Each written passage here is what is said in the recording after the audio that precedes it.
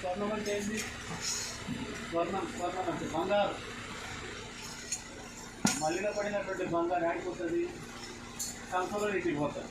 అదే మాట ఇక్కడ అవసరపడకపోతే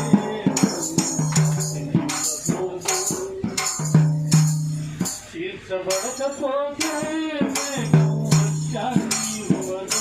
భయంకరమైన మేఘం వస్తుంది. మరి వాన పడుతుంది, మేఘం కుంగుతో వస్తుంది.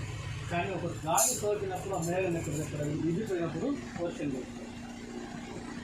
తీర్చబడకపోతే మేఘం వర్షాన్ని ఇవ్వదు, ఉన్నబడకపోతే భూమి పంటని ఇవ్వబోదు, ఎక్కబడకపోతే కాలేదు, శ్రమల కొలిమిలో కాలకపోతే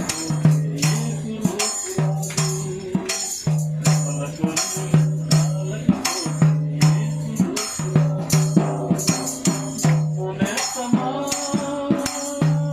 ఇది సత్యం ఈడబోకుమా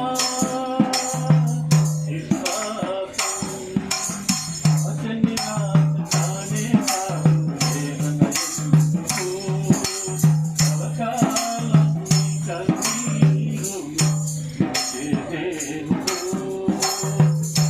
ఈ విధంగా శ్రమ లేకుండా కష్టం లేకుండా మనం పర్వత రాజ్యం వెళ్ళలేదు.